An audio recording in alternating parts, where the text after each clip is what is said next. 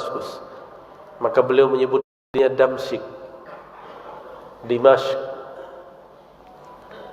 Ketemu dengan muridnya bernama Al-Habib.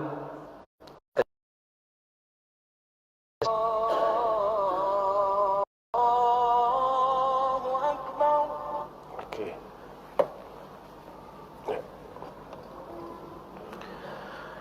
Al-Habib Muhsin bin Ahmad Al-Kaf. Beliau ini anak langsung dari Al-Habib Ahmad, kawan dari Tuan Guru Syekh Abdul Rashid, pemegang sanad Idrisiyah. Dan Al-Habib Ahmad walid beliau ini penyusun Ratib Al-Kaf, diturunkan kepada anaknya Al-Habib Muhsin Al-Kaf, ya. Dari beliau saya mengambil sanad-sanad wirid-wirid, banyak thariqah, salah satunya thariqah As-Sanusiyah.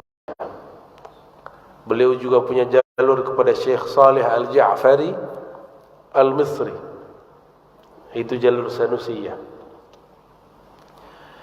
Jemaah subuh yang diberkahi Allah, jadi saya pun punya alaqah dengan thariqah ini. Sampai di Malaka ada seorang syekh thariqah Naqsyabandiyah Khalidiyah yang juga pengamal Idrisiyah, namanya Tuan Guru Syekh Abdul Rahman. Beliau punya zawiyah thariqah, meminta saya untuk mensyarah salah satu solawat. Tapi seingat saya itu salawat Sidi Ahmad. Betul, ketika kita cek di kitab itu salawat nomor 7. Ya, silakan dilihat yang nomor 7. Ada azimiyah, ya, itu standar. Alhamdulillahirabbil alamin. Dan Makassar ini salah satu pusat thariqah di Indonesia, tidak hanya Muhammadiyah, juga ada Samaniyah, Khalwatiyah, benar ya? Kita beruntung, mereka lah paku-paku alam, Qutbul Alamin. Kenapa? Karena dalam hadis ditanya oleh Rasulullah SAW, disebutkan oleh Rasulullah SAW, la taqumus sa'ah hatta la yuqalu fil ardi Allah, Allah. Hadis Imam Muslim, hadisnya sahih. Tidak akan terjadi hari kiamat sehingga tidak ada lagi yang membaca mengatakan Allah, Allah. Zikir Allah, Allah itu hanya ahli thariqah yang mengamalkan. Di luar thariqah membid'ahkan, padahal Rasulullah SAW mengatakannya. Oh, ternyata ada takbirnya. Betul, takbir itu boleh. Tapi al-akhzu bi zawahirun nusus, ketika tidak ada kepentingan untuk membawa kepada makna yang lain, maka zahir hadis lebih utama. Maka saya berkeyakinan di mana ada ahli thariqah, di situ ada paku-paku alam. Itu yang menenangkan bumi, sehingga bumi tidak rusak secara batinnya, meskipun dirusak oleh manusia secara zahirnya. Jemaah yang dimuliakan Allah, judul kita apa? Pentingnya berthariqah. Itu judul masih kurang keras.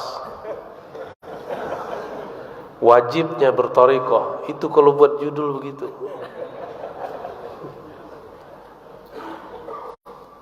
Ada satu kaidah dalam ilmu usul fikih, semua kita tahu yang belajar di pesantren. Ma la yutimmul wajib illa bihi fa huwa wajibun.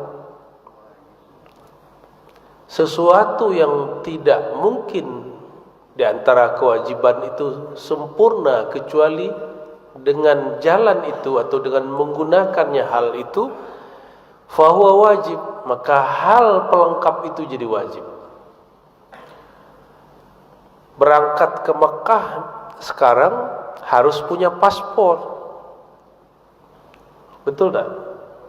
Apakah ada di zaman Rasulullah pakai paspor? Tidak ada. Maka sekarang menjadi wajib. Meskipun itu tidak wajib secara syar'i, tapi itu wajib menjadi alat. Salat sahkah tanpa wudu? Tapi apakah setiap wudu wajib salat? Kalau bapak ini wudu wajib salat tak? Tidak. Tapi kalau mau salat wajib. Al-aslu fil wudu mustahab. Pada dasarnya wudu itu mustahab, dianjurkan.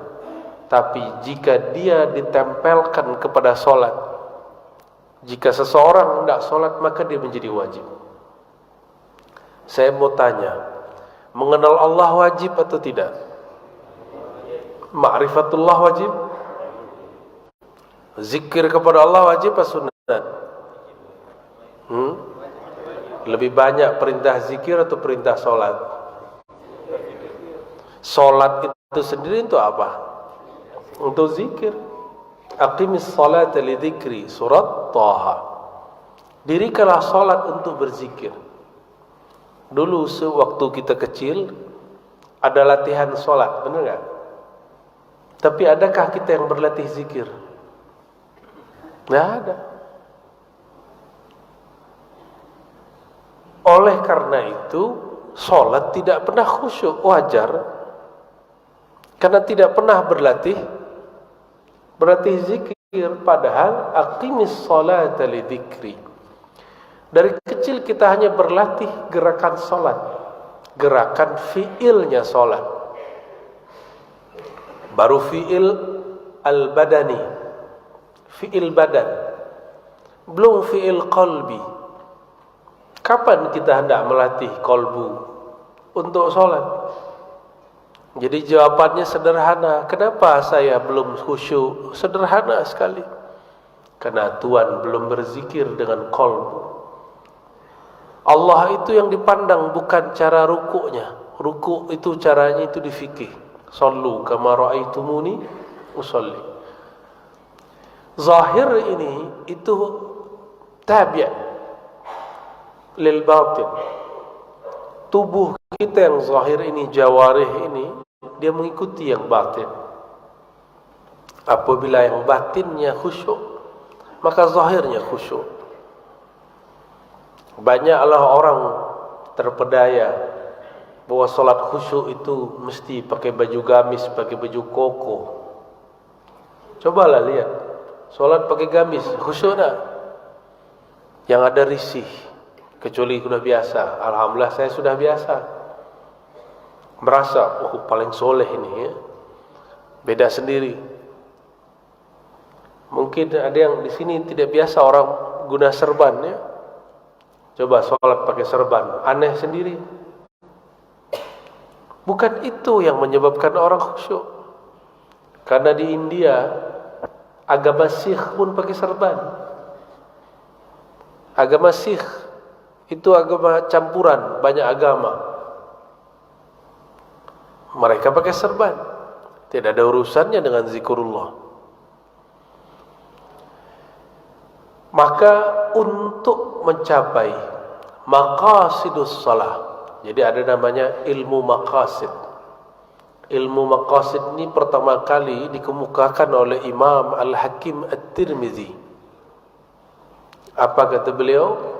Maqasidus salah itu zikrullah. Dalilnya, ya Musa, wahai Musa, innani anallahu la ilaha illa ana fa'budni wa aqimis salata li dzikri. Wahai Musa, kata Allah, Allah mengenalkan dirinya kepada Nabi Musa. Maka seorang kekasih Allah pasti mengalami ini. Jika belum, ukurlah maqam kita di sisinya. Wahai Musa, sesungguhnya akulah Allah. Tiada yang berhak disembah kecuali aku.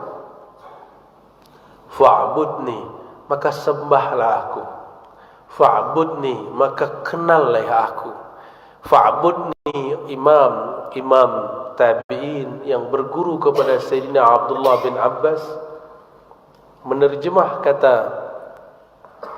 fa'budni ay fa'rifni, maka kenalilah aku. Kenapa? Aslul ubudiyah ma'rifatul ma'bud. Asal dari penyembahan, penghambaan, kita mengenal yang disembah. Kalau bapak ibu ini tidak kenal seseorang, tidak hormat kepada dia. Kalau sudah kenal, hormat. Jika telah dekat, jatuh cinta. Bahkan ada yang jatuh cinta walaupun kenal dari jauh. Tapi syaratnya adalah ma'rifah, mengenali siapa yang disembah. Oleh karena itu, mengenal Allah itu wajib. Cuma sayangnya kita baru mengenal Allah yang zahir-zahirnya. Sifat 20 baru yang zahirnya. Belum belajar sifat 20 yang batinnya. Belum khatam ngaji ini, sudah datang yang membid'ahkan. Apa kata dia? Rasulullah tidak pernah mengajarkan ini. Akhirnya apa yang terjadi? Sifat 20 tidak lolos. Zikir tariqat pun belum sampai. Sebenarnya bertariqah itu inisiatornya sahabat-sahabat sendiri. Radhiyallahu ta'ala anhu. Sayyidina Ali karramallahu wajhah.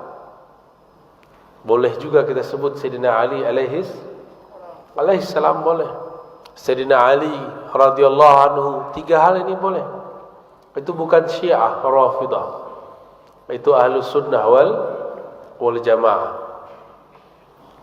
Apa kata Sayyidina Ali? Ya Rasulullah, dullani ala aqrabit turuqi ila Allah. Ini dalil mencari thariqah itu wajib. Sunnah salafus saleh, sunnahnya para sahabat. Apa kata Sayyidina Ali? Ya Rasulullah, dullani, tunjukkan kepadaku jalan. Jalan yang mana? Aqrabut turuqi, yang paling dekat kepada Allah, ilallah. Itu Sayyidina Ali itu. Lalu Sayyidina Rasulullah SAW menjawab. Ini hadisnya panjang, kita pendek saja. Qala Rasulullah SAW, zikrullah, berzikir kepada Allah Subhanahu wa ta'ala, mengingat Allah Subhanahu wa ta'ala. Jemaah yang mulakan Allah, Rasulullah hanya kasih umum. Dalam riwayat hadis-hadis musalsal inda ahli hadis dan ahli turuq sufiyah, disebutlah salah satu kaifiatnya. Itu yang disebut talqin. Apa kata Sayyidina Ali? Ya Rasulullah, kalau zikrullah aku sudah tahu, tapi tekniknya bagaimana? Maka dari hadis Imam Hakim ditanya oleh Rasulullah, hal fikum gharib, adakah orang asing? Lalu kata para sahabat, tidak wahai Rasulullah. Maka Rasulullah SAW mentalkinkan mereka baca La ilaha illallah. Nanti minta talkinnya kepada Kiai Baharuddin. Ya, ada mursyid kita di sini, ambil kepada beliau. Dibacalah oleh Rasulullah 3 kali La ilaha illallah, diikuti Sayyidina Ali 3 kali. Itu dalil talqin. Di riwayat Imam Al-Kushashi Al-Qurani dan imam-imam lain yang menyebutkan dalam hadis musalsal yang bersambung kepada baginda Rasulullah sallallahu alaihi wasallam. Apa kata Rasulullah sallallahu alaihi wasallam? Ghammid ainaik, pejamkan matamu wahai Ali. Pejamkan mata, itu teknik. Wa qul, ya, katakan Allah, Allah. Ada lagi riwayat begitu. Apa kata kawan saya? Qala Syekhul Islam Ibn Taimiyah, zikrullah al-mujarrad bismil mujarrad bid'ah. Menyebut nama Allah, Allah, Allah, Allah, Rahman, Rahman, Rahman, Rahim, Rahim, itu bid'ah. Lah, ada orang berani mengadu kalam Nabi dengan kalam makhluk selain Rasulullah SAW. Sejak kapan kalam Rasulullah ditimbang dengan kalam ulama? Sejak kapan kalam Nabi ditolak karena ada ulama yang menolak? Jika dia tidak faham, dia tolak, bukan berarti kemudian kita ikut dia. Apakah lebih tinggi pangkat Syekhul Islam daripada Rasulullah, Nabiullah? Tidak. Lebih tinggi Rasulullah SAW. Walaupun ada 1000 Syekhul Islam membid'ahkan ini bukanlah bid'ah. Ya, itu zikir ada semua. Dan siapa yang bertanya? Sayyidina Ali. Sayyidina Ali makanya dipanggil oleh Rasulullah dengan sebutan Babul Ilmi. Apa sebutan dia? Babul Ilmi. Ana badinatul ilmi wa aliyun babuha. Akulah kota ilmu. Bayangkan kota Makassar. Di situ ada mall, ada hotel, ada masjid, ada pasar. Pasar apa tadi namanya, Pak? Terong. Pasar Terong. Tapi saya tidak ketemu terong dari tadi ya.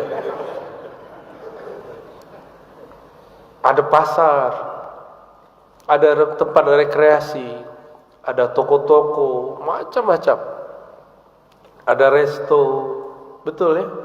Ada rumah, ada jalan, ada pantai, ada masjid, semuanya ada. Ada kampus. Coba bayangkan. Rasulullah itu Madinatul Ilm, kota ilmu. Tapi pintunya adalah Sayyidina Ali. Ini dalil kuat. Ini bukan dalil Syiah. Ini dalil Ahlus Sunnah wal Jamaah, bahwa pintu masuk kepada baginda Rasulullah sallallahu alaihi wasallam itu harus bersanad kepada sahabat Nabi. Dan sahabat Nabi yang paling lama mengajar itu adalah sahabat Nabi yang paling muda dan menjadi khalifah keempat. Paling muda. Itulah Sayyidina Ali karramallahu wajhah. Maka ada riwayat dalam riwayat Abu Nuaim, kullu sanadin inqata'a ila sanadi. Semua sanad ilmu terputus kecuali sanadku. Kullu nasabin inqata'a ila nasbi. Semua nasab terputus kecuali nasabku. Apa kata Sayyidina Abu Hanifah, Imam Hanafi kata kita? Laula Ja'far lahalaka Nu'man ibn Thabit. Kalau bukanlah karena Ja'far, itu Ja'far as-Sadiq, anak dari Muhammad al-Baqir bin Ali Zainal Abidin bin Husain bin Ali karramallahu wajhah, lahalaka Nu'man. Tentu imam mazhab pertama yang kita masyhurkan sekarang, Imam Abu Hanifah Hanafi, apa kata beliau? Halaka Nu'man. Abu Hanifah yang bernama kecil Nu'man pasti binasa. Apa yang diajarkan Sayyidina Ja'far? Salah satunya zikir la ilaha illallah, Allah, dan salawat kepada Rasulullah sallallahu alaihi wasallam. Begitu juga kata Imam Malik. Karena berkah diajari oleh Sayyidina Ja'far. Imam Malik kata beliau, ma bittu laylan illa wa ra'aitu an-nabiyya sallallahu alaihi wasallam. Riwayat Abu Nuaim, tidaklah aku tertidur istirahat malam hari kecuali aku bertemu Rasulullah sallallahu alaihi wasallam. Imam Malik beliau wafat tahun 179. Tahun berapa wafatnya? 179. Diperkirakan lahirnya di akhir abad pertama. Karena dulu tidak ada KTP, jadi tidak bisa ditebak kapan lahirnya secara pasti. Tidak bertemu dengan jasad Rasulullah sallallahu alaihi wasallam. Tapi karena terhubung kepada mursyid, Rohaniah mursyid ini terhubung kepada gurunya, gurunya terhubung kepada Rasulullah sallallahu alaihi wasallam. Maka sang murid yang bernama Malik bin Anas setiap malam bermimpi bertemu beliau sallallahu alaihi wasallam. Maka saya tidak heran jika ada orang mimpi ke Rasulullah sallallahu alaihi wasallam setiap malam. Itu mungkin saja. Saya bertemu juga seorang Habib di Kalimantan. Dia punya anak, anaknya mengaku hampir setiap malam bertemu Rasulullah SAW. Saya percaya. Tapi percaya ini tidak tambah rukun iman. Percaya wuku' bahwa ini mungkinul wujud, mungkinul wuku', mungkin terjadi. Ya. Secara ilmu akidah mungkin atau tidak? Mungkin. Kenapa ada orang menolak? Karena tidak lolos ngaji akidah. Apalagi yang sudah jadi kiai, tidak bertemu Rasulullah secara rohani. Fal tuhasib nafsak. Hisablah dirimu. Tidak usah repot-repot untuk mengukur orang lain. Ada kiai tidak pernah mimpi ketemu Rasulullah sallallahu alaihi wasallam. Atau dia pernah sekali-sekali lalu mengingkari orang yang berkali-kali. Apa kata dia? Halu. Tahu halu? Dia tidak lihat, dia tuduh orang lain halu. Itulah halu yang sebenarnya. Sungguh sayang, ya. Imam Ghazali di dalam Al-Munkiz minad Dhalal mengatakan, ahlullah jika qalbunya sudah wusul, mereka dapat izin yarawna rabbahum, bertemu Allah, ya. Yarawna al-malaikah. Kalau di teks itu kalimatnya yarawna arwahal anbiya wal malaikah, bukan rabbahum. Mereka diizinkan melihat arwah-arwah yang sudah wafat, para nabi, para malaikat. Itu mungkin. Dalilnya adalah sahabat-sahabat Rasulullah sallallahu alaihi wasallam. Sahabat Abdullah bin Abbas 2 kali bertemu Jibril. Apakah Sayyidina Abdullah seorang nabi? Tidak. Maka liqa'u Sayyidina Jibril la yaqtadi nubuwah. Pertemuan dengan Sayyidina Jibril bukan berarti nabi. Apakah Sayyidina Jibril tidak turun lagi? Masih turun. Tapi turunnya tidak bawa wahyu. Wahyu sudah selesai. Jadi kalau ada orang Makassar ngaku dapat wahyu dari Sayyidina Jibril, ini orang Makassar dapat prestasi, ada nabi di Makassar, ya. Nabi keberapa itu?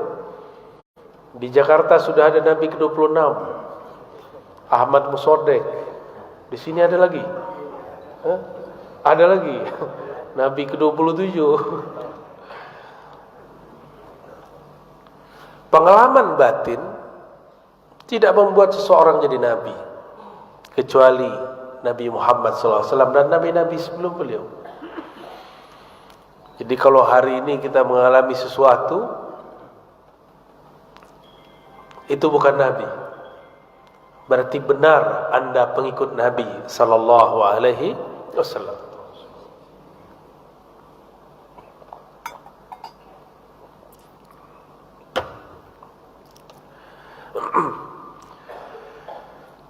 Mau ada tanya jawab tak? Langsung aja ya. Langsung aja dulu ya. Nanti biar diatur oleh beliau nanti.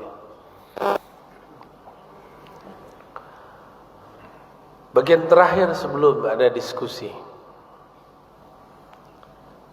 Seorang sahabat datang kepada Rasulullah SAW. Jadi ternyata sahabat-sahabat ini cerdas. Kalau datang kepada baginda Rasulullah SAW, beliau-beliau itu bertanya jalan paling mudah kepada Allah. Kata seorang sahabat Nabi radhiyallahu taala anhu, wahai Rasulullah, syariat Islam sungguh berat bagi saya, banyak sekali. Coba tunjuk ajar kepadaku wahai Rasulullah, jalan paling pendek, paling mudah. Apa kata Rasulullah SAW? La yazalu lisanuka rataban bidzikrillah. Hendaklah senantiasa lisanmu basah menyebut nama Allah. Lisan itu terbagi dua. Bahkan beberapa ulama bagi lagi jadi tiga. Ada lisan badan, ada lisan akal, ada lisan qalbu. Lisan badan ini dia untuk mengecap rasa dan untuk berkata-kata. Sedangkan lisan yang akal untuk mempertanyakan sesuatu. Jadi kenapa orang-orang kita kritis? Karena dia punya lisan akal. Dan yang ketiga ada lisanul qalb. Lisan qalbu. Lidah dikunci, mata dipejam, tapi di qalbu kok ada yang berbicara. Apakah dia mengatakan Allah? Dia mengatakan senang, sedih. Pernahkah kita melihat seseorang lalu kita katakan, saya suka, saya senang kepadamu, tapi lisan tidak berlafaz, tidak berkata? Pernah? Atau terlalu sering? Siapakah yang berkalam? Itu lisan qalbu. Itulah aslul lisan. Lisan yang paling asal. Apabila hendak berzikir dengan lisan ini, mulailah dengan lisan qalbu. Itulah kenapa Imam Abu Bakar Asy-Syibli, murid Imam Junaid, ketika sakaratul maut, beliau membaca dengan lisan qalbunya, lalu diterjemahkan lisan zahirnya. Allah, Allah, Allah. Kata muridnya, ya sayyidi, qul la ilaha illallah. Kata si murid ni, murid tidak sampai makamnya kepada makam gurunya. Wahai tuan syekh, jangan baca Allah, Allah, baca la ilaha illallah. Apa kata Syibli? Wahai muridku, aku sudah tenggelam dalam bahar kalimah la ilaha illallah. Sekarang sudah sampai di ujungnya, yaitu Allah, Allah. Muridnya merinding, tidak mampu berkata-kata. Cobalah lihat ayat kursi. Allahu la ilaha illa hu. Allah dulu, baru la ilaha illahu. Isbatkan dulu nama Allah, baru nafikan la ilaha selainnya. Lalu hunjamkan lagi illallah. Jika dalam qalbu sudah isbat, sudah tetap nama Allah, lalu kita baca la ilaha illallah dengan menghunjam, ketemulah kalimah yang di dalam ini dengan kalimah yang di lisan ini. Jika dua kalimah bertemu, terbitlah cahaya. Itulah cahaya nurullah, cahaya nama Allah subhanahu wa ta'ala. Dan kita beruntung ada orang-orang yang mengajarkan zikir di sini, ya. Jadi jangan malu-malu lagi, jangan malas-malas lagi datang ke zawiyah beliau, ya. Ada, kalau selera, thariqah itu selera, seperti naik pesawat, ya. Ada Batik Air, ada Garuda, ada Citylink, toh. Ada yang transit dulu, ada yang langsung. Sidi Ahmad Al-Idrisi, beliau itu awalnya Syazili,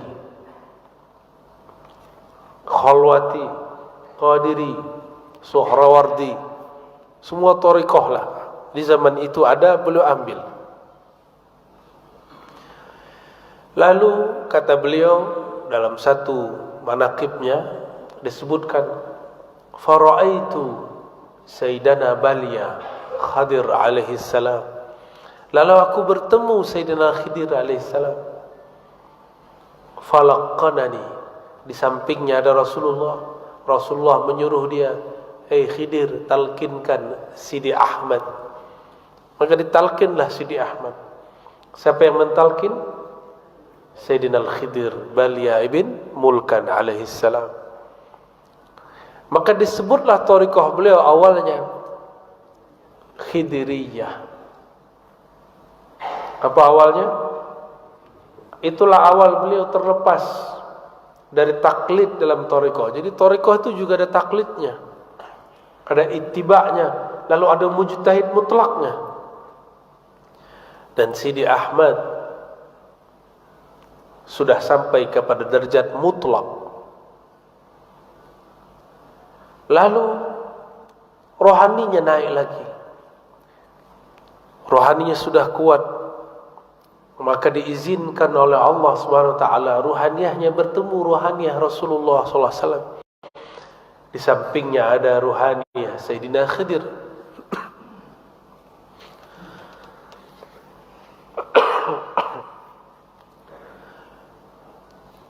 Falaqqanani Rasulullah sallallahu alaihi wasallam, kata Sidi Ahmad. Lalu Rasulullah langsung mentalkinku.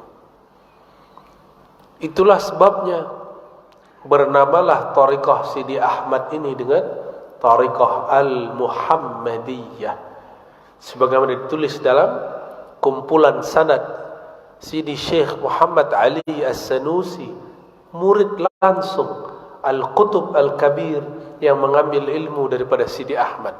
Apa kata beliau? Guruku Sidi Ahmad menyebut thariqah ini boleh disebut Ahmadi, boleh disebut Muhammadi, boleh disebut Khidri. Tahun lalu ketika saya mendeklarasikan itu di hadapan jamaah, rekamannya dipotong-potong oleh orang thariqah juga, yang kemudian tidak percaya bahwa itu ada. Apa kata saya dulu? Saya meleburkan semua thariqah saya kepada Al-Muhammadi. Al-Muhammadi berarti ruhnya bersambung kepada Rasulullah sallallahu alaihi wasallam. Sidi Syekh Muhammad bin Abdul Karim Saman yang lebih awal sedikit daripada Sidi Ahmad pun juga sama, tidak menyebut thariqahnya Samaniyah, menyebut thariqahnya apa? At-Thariqah Al-Muhammadiyah, karena rohaninya Rasulullah SAW langsung. Jadi kapan kita boleh menyebut diri kita Muhammadiyah secara mutlak, secara thariqah Al-Muhammadi? Apabila rohani sudah bertemu rohaniah Rasulullah SAW, dibimbing beliau, ditalkin beliau. Proteslah kawan kita, ustaz, kata orang Makassar, ustaz, Muhammad sudah mati. Kurang ajar juga nih orangnya. Kalau Umar hidup, kau dipenggal itu ya. Untung Sayyidina Umar sudah wafat. Tahukah kita ayat ini? Pasti sudah tahu. Wala taqulu liman yuqtalu fi sabilillahi. Janganlah engkau berkata bahwa orang yang wafat di jalan Allah itu mati. Enggak boleh, suul adab. Ini Allah yang melarang. Al-aslu fil amri litahrim. Pada dasarnya larangan itu haram. Kenapa hanya pada bab hukum-hukum zahir diterapkan, pada hukum batin tidak diterapkan? Ini tidak adil dalam buat merumuskan hukum. Bal ahya'un inda rabbihim. Tapi mereka hidup di sisi Allah. Yurzakun, selalu dapat rezeki.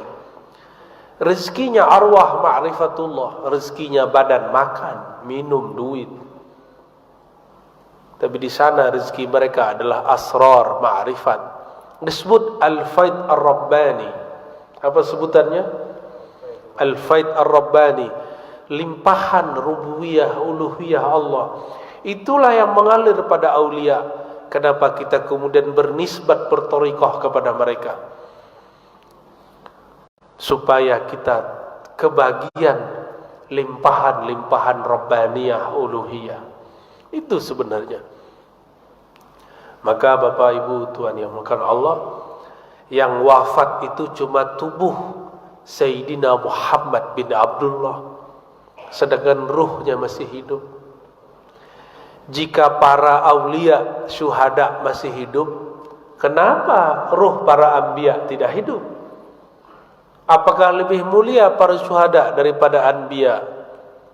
Tidak, tentu lebih mulia para anbiya. Makom tertinggi para aulia itu makom terendah para anbiya. Wali-wali makom tertingginya apa? Itu masih setingkat di bawah nabi yang paling rendah makomnya.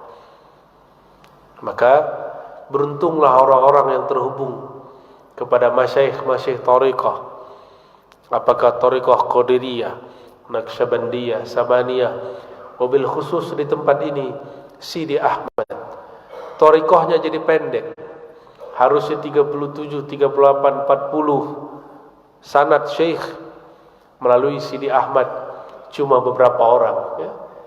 Tuan guru berapa sanad ke beliau? Ada 9, 10. Oh, 14, ya.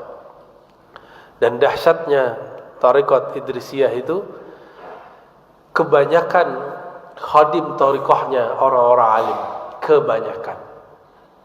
Minimal alim fil qulub, ya, kalbunya. Allahumma salli wa sallim wa barik ala sayyidina Muhammad. Barangkali itu silakan jika ada muzakarah. Fadhal. Kita batasi 3 pertanyaan saja karena kita dibatasi oleh waktu. Yang pertama tadi, kemudian yang kedua Pak Haji, yang ketiga Perempuan satu. perempuan di Ummahat ada 1. Ada? Oh, ada. Fadal, mohon di 40 poin saja. Profesor ini. Masya. Assalamualaikum warahmatullahi wabarakatuh.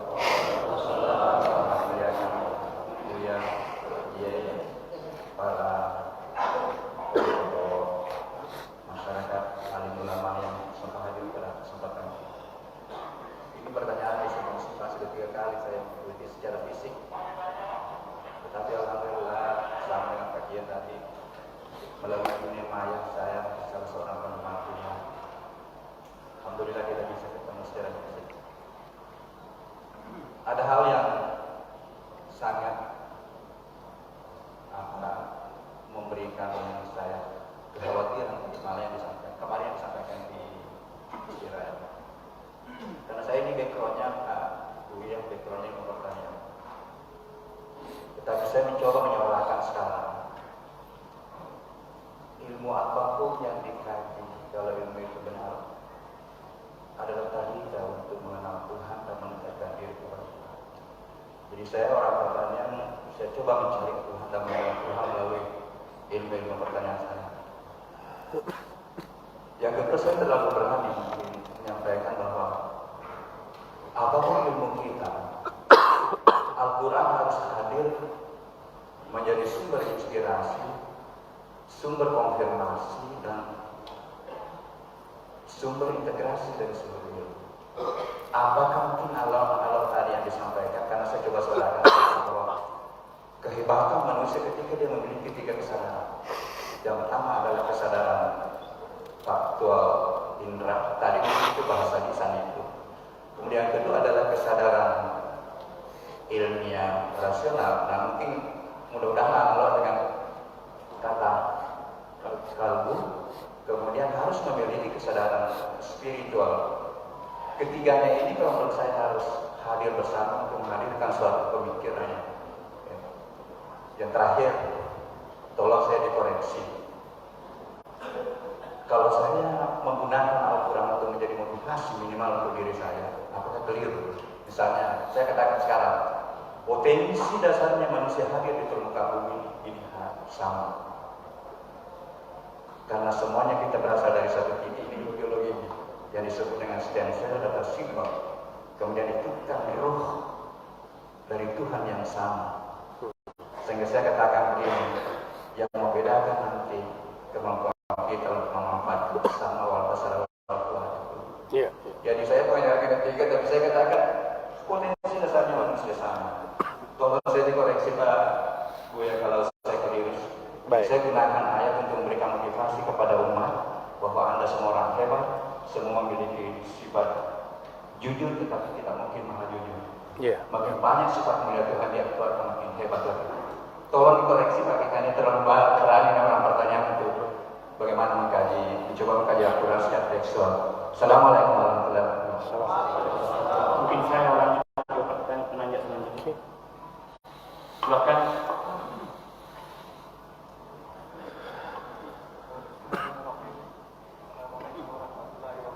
Assalamualaikum. Termasuk pengembara. Siapa? Ya, Nama saya Burhan. Burhan ini. Kalau kita orang Burhan. Burhan. Ya. Pertanyaan saya langsung saja ke Pak Ustaz. Soal Haikal Marifat ya, yang selalu saya ke Pak Ustaz. Ini pengamalannya sembarang waktu atau tertentu. Oke. Yang kedua, Pak Ustaz selalu mengamalkan bahwa Al-Bahadiyah satu nafas. Ya, saya sudah lama terapkan, jalankan. Terus ketemu dengan Pak Ustaz. Satu nafas Al-Bahadiyah itu takbir sampai amin satu nafas. Saya sudah jalankan sudah lama Mas. Tapi yang saya mau tanyakan, apakah satu nafas ini langsung kepada Baitullah ataukah kita tersebar ke 7 anggota tubuh, mulai dari kaki, rahmatan lil alamin, rabbani, rahmani, idofi, ruhul kudus, rohani dan jasmani. Mohon penjelasan Pak Ustaz. Kalau soal tadi Pak Ustaz bahwa qaul itu kalau saya sudah mau tidur Pak Ustaz, jalan sendiri itu asal husna sampai kepada as-salatu khairun min an-nawm, sampai kepada salawat baru tidur. Tertidur sendiri Pak Ustaz. Terima kasih. Assalamualaikum warahmatullahi wabarakatuh. luar biasa ini. Yang terakhir, ya, mewakili saja ya. Oke, assalamualaikum warahmatullahi wabarakatuh. Nama Halimah Madali dari alumni Pondok Pesantren An-Nahda, Makassar. Pertanyaan saya, kalau dari kaum perempuan kan Ustaz, di saat kita haid atau lagi tidak sarah, dalam fikih itu kita dalam keadaan kotor ya. Ada hadis yang mengatakan bahwa jauhilah wanita yang dalam keadaan haid. Yang menjadi pertanyaan saya, kalau dari segi batiniah, betul-betul pada saat wanita itu haid, memang terasa jauh dari Sang Pencipta, karena kita sudah tidak salah, kita tidak mengaji. Jadi pertanyaan saya, zikir-zikir apa yang bisa dilaksanakan oleh kaum wanita pada saat haid supaya batiniahnya tetap merasa dekat sama Allah. Wassalamualaikum warahmatullahi wabarakatuh. Assalamualaikum. Pertanyaannya bergizi semua ya. Pertanyaan profesor, ternyata insinyur pertanian ya. Stem cell itu permisalannya dalam ilmu huruf adalah titik di bawah ba. Faham ya? Stem cell itu aslu kulli syai'. Dialah asal segala sesuatu. Nantilah kalau waktu panjang ada satu salawat di Sidi Ahmad itu menjelaskan tentang salawat an-nuqtah tahtal ba, titik di bawah ba. Itu salawatnya Sidi Ahmad yang beliau terima dari Sayyidina Al-Khidir alaihi salatu wassalam. Itu ilmunya Sayyidina Khidir. Jadi sebenarnya thariqah Kiai Baharuddin ini thariqah yang paling nyeleneh ya, paling berani mengatakan bersanad kepada Sayyidina Khidir, berlangsung kepada ruhaniyah Rasulullah SAW. Dan kita tidak perlu malu. Di akhir surat Ad-Duha apa perintahnya? Amma bi ni'mati rabbika fahaddis. terhadap nikmat Rabbmu, maka ceritakanlah. Kita boleh cerita tentang mimpi sepantasnya, boleh cerita tentang pertemuan rohani sesuai dengan kemasannya. Mesti dikemas dengan dalil, dikemas dengan analog dan kias. Jadi dalam ilmu biologi ada kedokteran stem cell. Itu ada nggak pohonnya yang mirip dengan stem cell yang jadi obat segala sesuatu? Itu ada nggak? Apa? Galur ya? Ya, tanamannya ada. Atau seperti habbatus sauda barangkali. Wallahu a'lam, nanti Bapak cari sendirilah ya. Allahumma sholli alaihi. Dan betul, kita mesti punya kecerdasan 3 sekaligus. Tapi pertanyaannya, kalau Pak Prof jadi profesor di kampus, ada kampusnya. Untuk mencerdaskan ruhani, mana kampusnya? Siapa rektornya? Siapa dekannya? Siapa dosennya? Itulah thariqah. Di Indonesia banyak UIN, banyak IAIN. Tapi yang dikejar bukan kampusnya, bukan bangunannya. Siapa guru besarnya, siapa doktornya, siapa kiai di situ. Pesantren banyak, kitabnya sama. Yang berlainan adalah kitab, bukan. Yang berlain adalah mursyidnya siapa. Ya. Jadi carilah yang sesuai dengan panduan rohani kita. Mesti oleh karena itu wajib berthariqah. Kenapa? Sekolah Bapak Ibu nanti nggak ditanya. Itu gelar-gelar saya itu buang aja lah, itu nggak usah dipakai juga. Malu saya dibaca-baca gini tuh. Langsung saja Ar-Razi nggak apa-apa, nggak dibawa. Kalaupun ditulis cuma sampai di batu nisan, nggak berlaku di dalam kubur. Maka mesti cari gelar di alam kubur. Gelar-gelar ma'rifat Allah yang kasih. Itulah yang disebut oleh Sidi Syekh Abdul Qadir Jilani, yang selalu dikutip dan dinukil oleh Sidi Ahmad. Apa kata beliau dalam kitab Ghunyah? Seorang murid jika dia mujahadah, maka dia menjadi murad. Maka ada namanya isim murad, ada isim murid. Nama murad. Nama murad ini Allah lah yang kasih tahu. Melalui malaikatkah, nabikah, para auliakah? Dan namanya banyak. La ya'lamuha illallah. Saking banyaknya hanya Allah yang tahu berapa banyak namanya. Maka belum lama ini saya dari Kalimantan Selatan, ada Tuan Guru Jaro. Dia punya mursyid thariqah rifaiyah. Dan di Turki, orang Suria pindah ke Turki. Kita video call, itu mursyidnya menunjukkan ada nama-nama, sekitar 100 nama Sidi Ahmad Ar-Rifai yang tertulis di kitab, lalu dibuatkan kaligrafi besar. Ada nama-nama, itu nama di alam sana. Oh, doktor saya nggak laku, jadi nanti Mukar Nakir nggak berani. Doktor, kamu tamat di mana? Dalam negeri, luar negeri. Sudah khatamkah Kutubus Sittah? Ya, nggak tanya. Ya, kamu mursyid thariqah kah? Nggak ditanya. Pertanyaannya apa? Man Rabbuka? Siapa Rabbmu? Apa kata Imam Sya'rani? Kalau engkau ditanya, tidak ada yang membackupmu, memberi syafaatmu, bagaimana cara engkau menjawab? Maka siapakah yang jamin itu? Itu yang disebut Abu Ruh, bapak ruhani. Mesti punya bapak ruhani. Nanti dia yang nunggu kita di sana. Kalau bapak ruhaninya wali-wali besar, yang ditanya cukup walinya. Apa kata sang wali? Itu murid saya, jangan diganggu Tuan malaikat Mungkar Nakir. Tanya ke saya aja. Itu yang disebut syafaat salihin. Dan itu hakiki. Itu bukan khayali, hissi, bukan halu, bukan. Ya, ini faedah berguru. Ittabi'u man la yas'alukum ajra. Ilmu ini mahal, tidak dapat dibeli.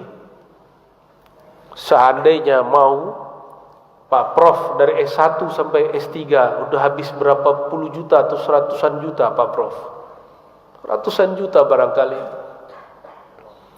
untuk biaya penelitian, untuk ini, telat bayar segala macam. Kita ini kalau mau bayar satu talqin 1 juta, saya jadi konglomerat di Indonesia. Karena yang minta talqin banyak dari mana-mana. Tapi ittabi'u man la yas'alukum ajra. Kami ditegur oleh Allah, ikuti orang yang tidak bertarif, yang jika diberi tidak menolak, tapi tidak menarif. Tidak boleh mentarifkan nama Allah, karena nama ini berat, lebih berat daripada semua harta yang dimiliki orang kaya di Indonesia. Jadi jangan kau hargai gurumu dengan mahar-mahar, tapi tahabu, saling berbagi hadiahlah, engkau akan saling mencinta. Ya, guru memberi hadiah ilmu, kita beri hadiah beliau fasilitas. Seperti itu sikap berguru. Bahagiakan dia di dunia, dan tidak akan berkata, ya Rob, dia telah menyokongku mengajarkan namamu, dia telah membantuku mengenalkan engkau kepada makhluk Allah. Itu murid-murid pejuang akan didahulukan oleh gurunya. Jadi harus punya guru. Oh, saya bisa sendiri, coba aja bisa sendiri. Ya, saya sudah ketemu orang 70 tahun umurnya, katanya alim baca kitab, sampai hatta al-yaum ma ya'rif kaifa yadhkurullah. Sampai sekarang dia nggak tahu cara zikir yang sebenarnya. Karena lisan ini akan keluh. Orang stroke bisa nggak baca nama Allah? Ya, nggak bisa. Nggak bisa. Nunggu stroke, nunggu badan ini lemah sebelah atau lemah semua. Jangan ditunggu lagi. Segera cari yang mengajarkan zikir, tidak hanya dengan lisan ini lagi, tapi sudah mengajar dengan qalbu dan rohani. Seandainya nanti nasib sebagian bapak-bapak ini, separuh badannya lemah, tapi qalbunya tidak lemah,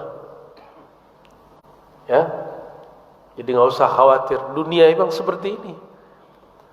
Di dunia ada bapak jasmani, maka di sana harus ada bapak ruhani. Bapak jasmani yang tanggung hidup kita di dunia, bapak rohani yang tanggung hidup kita di akhirat.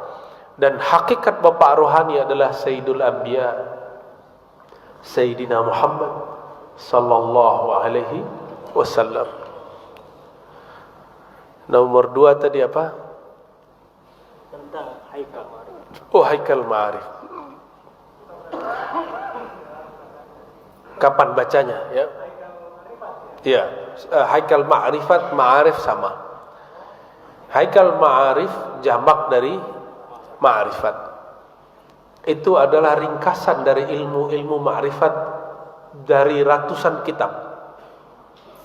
Dari ratusan kitab muncullah 4 lafaz. Ternyata mudah ngaji ma'rifat. Ya.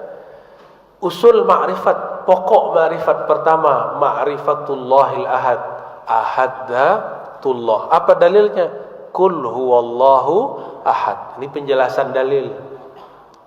Yang kedua, Ahmad ruhullah. Fa idza sawaituhu nafakhtu fihi min ruhi. Begitu di banyak surat Shad dan lain-lainnya. Apabila aku telah sempurnakan jasadnya manusia, aku tiupkan min ruhi, min sebagian ibtidai dari ruhi, rohku. Kalau belajar ilmu haikal ma'arif, rohku di situ bukan berarti zatku. Rohku ismuhu Ahmad, namanya Ahmad. Maka semua ruh kita adalah pancaran dari ruh Ahmad. Lalu Muhammad Habibullah, Muhammad Nurullah. Ruh itu dibungkuslah dengan wadah namanya cahaya, namanya Nur Muhammad sallallahu alaihi wasallam. Dalilnya banyak. Allahu nurus samawati wal ard, mathalu nurihi kamishkatin fiha misbah. Sudah kita syarah kemarin pagi di Masjid Raya, ya. Tapi semoga suaranya tidak jelas, karena itu ilmu amsal, agak rumit kalau didengarkan rakamannya, mesti hadir langsung, ya. Karena di dalamnya ada tafsir amsal dan tafsir isyari. Lalu yang terakhir, Nabi SAW mengatakan bahwa nanti di akhir zaman akan muncul Al-Mahdi.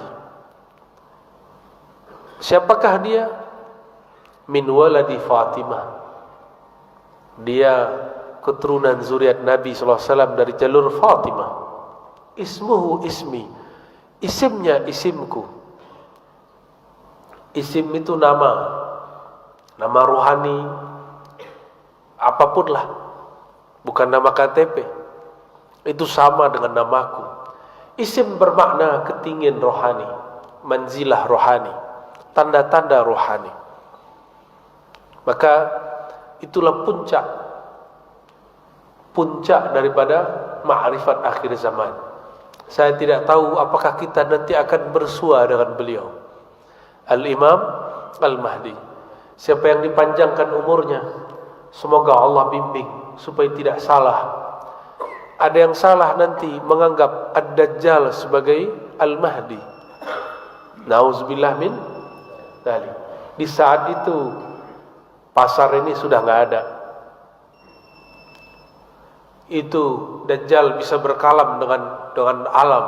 Dikatakan hujan, dikatakan berhenti hujan. Di saat itu keluarlah Al-Masih Isa bersama Al-Imam Mahdi. Apa kata pohon-pohon? Wahai orang Islam, di sini ada musuh Allah. Itu pohon-pohon berkalam. Antum bisa bayangkan pohon berkalam. Kita dengar pakai telinga ini? Enggak. Dalam pohon itu ada ruh nabati atau ruh idhafi, sama artinya. Ruh itulah yang berkalam. Jika tidak mengenal ruh idhafi di dalam diri, tidak mengenal ruh qudsi dalam diri, tidak akan mampu berdialog dengan alam. Ya. Tapi ada jalan pintas, ya, tenang saja. Banyak salawat kepada Abul Arwah, salawat kepada baginda Rasulullah sallallahu alaihi wasallam, bapak ruhani. Bacaan Haikal Ma'arif kapan saja, tapi afdolnya ba'da salat. Mengenai Al-Fatihah satu nafas, itu adalah ijazah Al-Fatihah musalsal yang saya dapat dari ahli-ahli Quran yang bersanad kepada Rasulullah SAW, bahwa membaca Al-Fatihah satu nafas, tapi dengan syarat tidak mengurangi hak-hak hurufnya, makharijul hurufnya, matnya, tidak memanjangkan yang pendek, memendekkan yang panjang. Di situ ada asrar rahasianya. Meskipun orang-orang yang juhal, yang jahil tidak tahu, lalu membid'ahkan baca Fatihah satu nafas, kita tidak ikut mereka.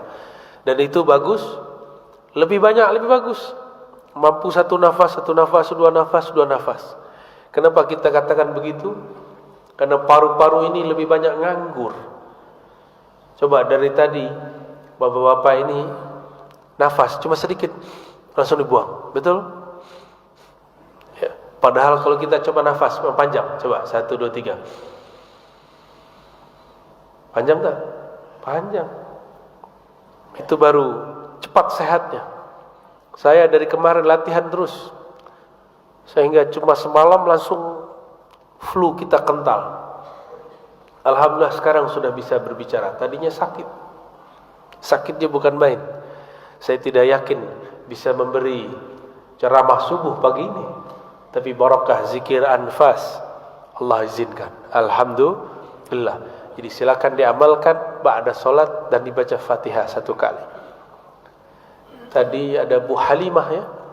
Sebelum mungkin yang terakhir, Bu ya, sekaligus nanti di akhir jamaah yang tidak sempat bertanya ini minta ada talqin zikir khusus dari Bu. Talqin zikir minta kepada Guru Baharuddin. Ya.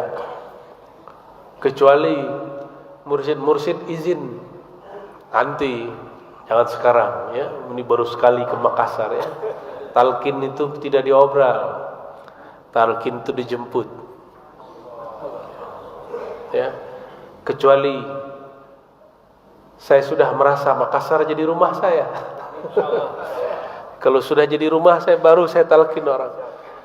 Tapi kita punya adab. Kita tidak boleh ambil murid orang. Maka saya tidak membaiat, tapi hanya mentalkin. Karena baiat si jamaah mesti ikut meninggalkan mursyid yang lain. Tapi kalau talqin saja tanpa baiat boleh. Ya, nantilah kalau saya datang lagi. Ya, ya insya Allah. Ya. Nanti ambil saja dari beliau. Jauh-jauh. Karena beliau tidak masuk YouTube terus antum tidak mau talqin ya. Jangan begitu. Ya. Talqin itu otoritas, hak yang diberikan oleh ahli talqin sebelumnya. Dari ahli talqin terus bersambung kepada Rasulullah SAW. Maka ambil dari mursyid. Nanti setelah ambil dari beliau baru boleh ambil dari saya. Ya. Namanya tabarruk, mengambil berkah. Kalau mau suluk, mau khalwat boleh, baru namanya murid, bukan tabarruk. Gitu ya untuk talqin, sabar, jangan nafsu ditalqin. Zikir itu suci, nafsu itu kotor. Jika kita bernafsu untuk talqin, rasanya hambar. Faham? Ya. Wah, dia orang Makassar, saya mau orang dari Jakarta. Jangan begitu. Sama saja. Yang penting terhubung kepada Rasulullah sallallahu alaihi wasallam. Pertanyaan tadi dari Bu Halimah ya. Ternyata santri juga, alumni pesantren An-Nahdhah ya. Saya jawab dengan riwayat hadis Nabi. Abu Hurairah dan Abu Sa'id Al-Khudri sedang junub. Orang dulu junub jalan-jalan, belum mandi karena air sulit. Ketika jalan-jalan, ketemu baginda Rasulullah sallallahu alaihi wasallam. Rasulullah biasa tangannya dahulu. Nah, ini Rasulullah. Kalau kita kan enggak, dia siapa? Beda faham sedikit, cuma karena masalah jingkrang tidak jingkrang sudah tidak assalamualaikum. Betapa tidak sunnahnya kita. Cuma beda thariqah sudah tidak salam. Cuma karena jenggotnya tidak panjang kita tidak salam. Cuma karena dia baca Sayyidina kita tidak salam. Mana sunnah nabimu? Nabiuna Muhammad sallallahu alaihi wasallam ketika keluar bertemu tidak tanya dulu kamu salafi atau wahabi, kamu coba tabligh atau thariqah, enggak tanya dulu. Enggak ada, karena dulu belum ada itu. Nabi langsung tangannya baca salam lalu tangannya dikeluarkan. Apa kata Abu Hurairah? Di kejadian yang kedua, Abu Sa'id Al-Khudri. Wahai Rasulullah, aku sedang junub. Enggak mau salaman. Apa kata baginda Rasulullah SAW? Yang junub kan bukan tanganmu. Maksudnya yang kotor bukan tanganmu.